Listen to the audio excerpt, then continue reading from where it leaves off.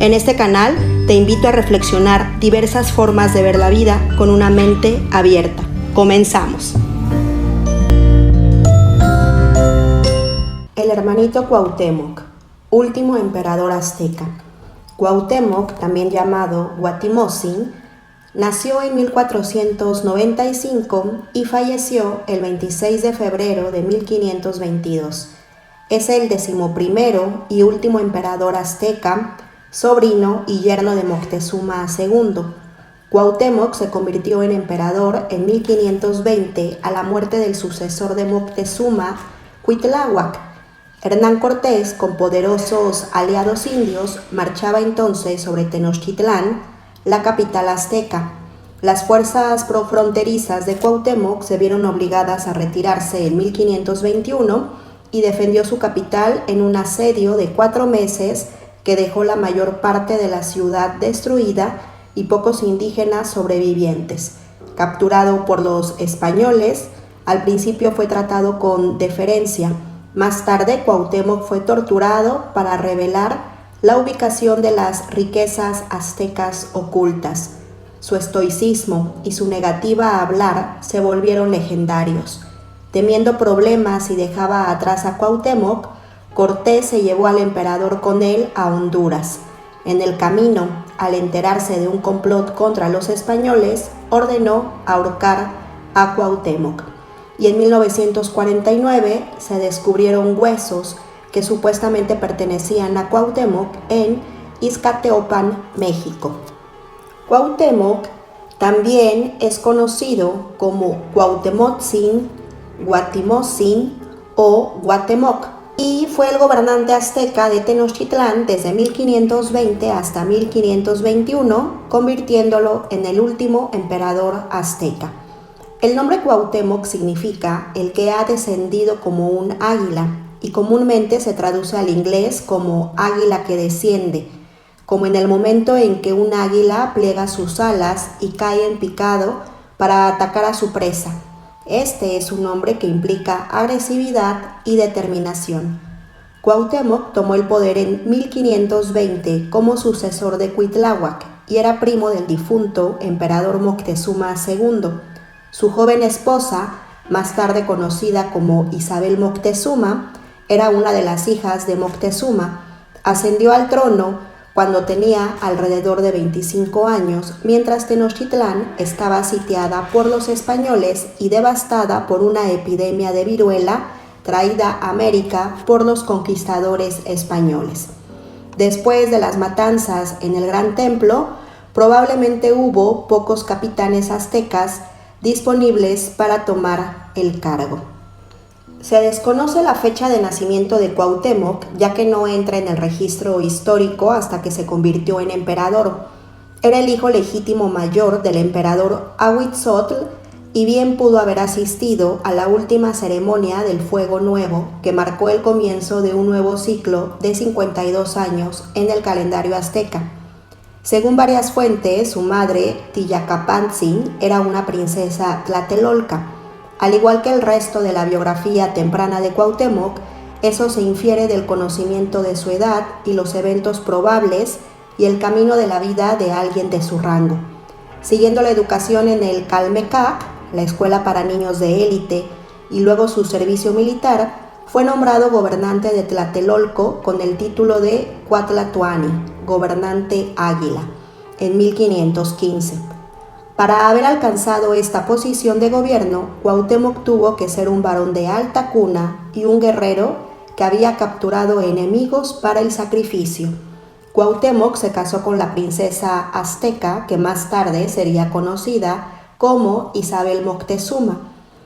Cuando Cuauhtémoc fue elegido Tlatoani en 1520, Tenochtitlán ya había sido sacudida por la invasión de los españoles y sus aliados indígenas. La muerte de Moctezuma II y la muerte del hermano de Moctezuma, Cuitláhuac, quien lo sucedió como gobernante, pero murió de viruela poco después. De acuerdo con la práctica tradicional, el candidato más capaz entre los altos nobles era elegido por votación de los más altos nobles y Cuauhtémoc asumía el poder.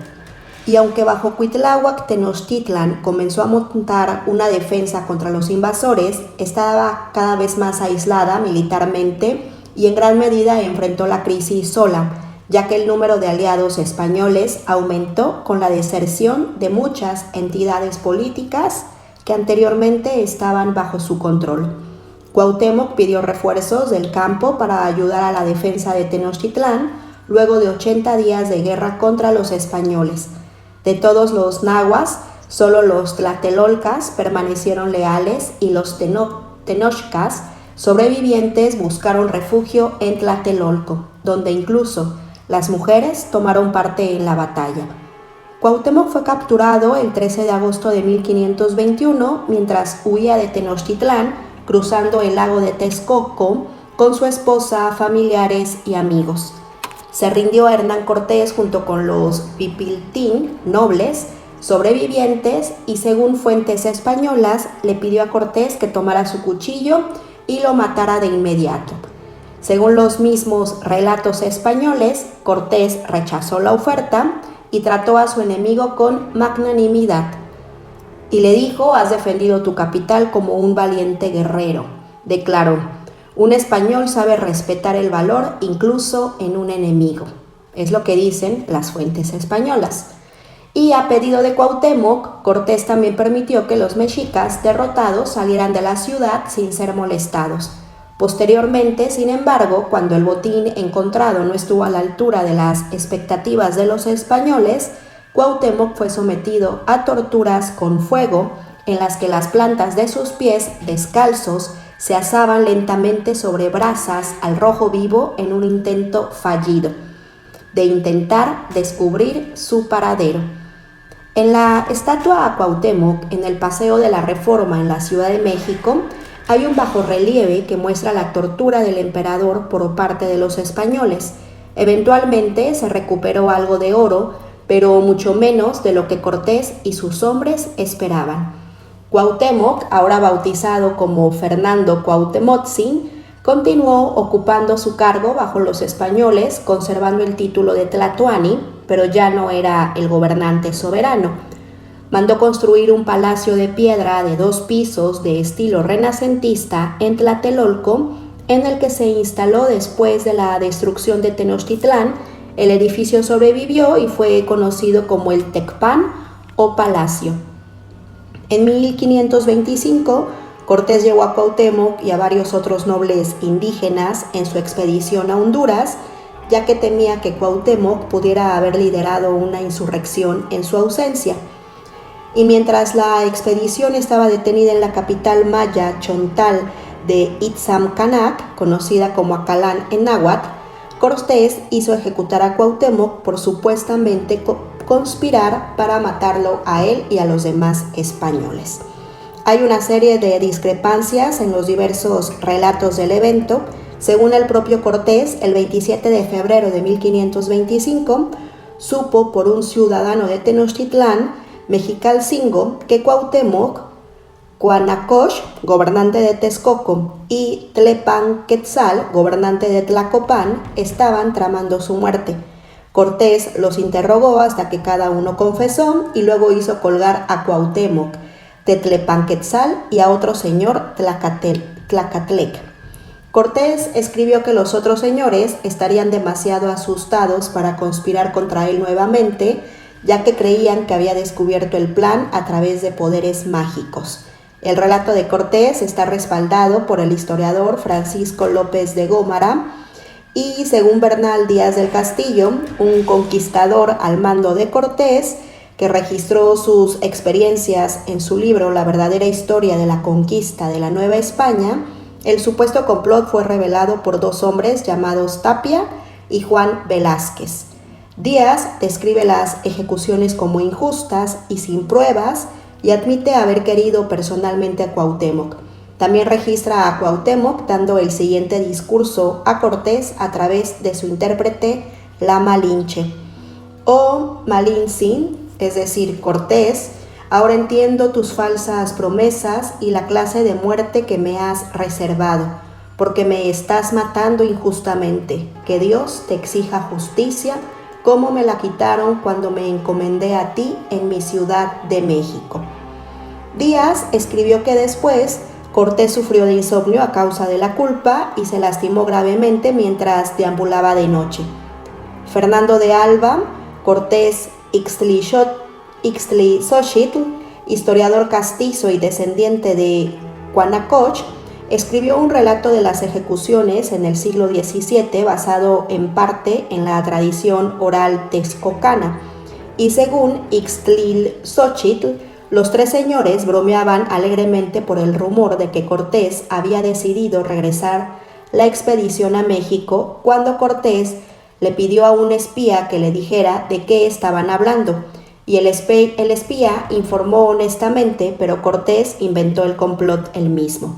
Cuauhtémoc, Cuanacoch y Tetlepanquetzal fueron ahorcados junto con otros 8.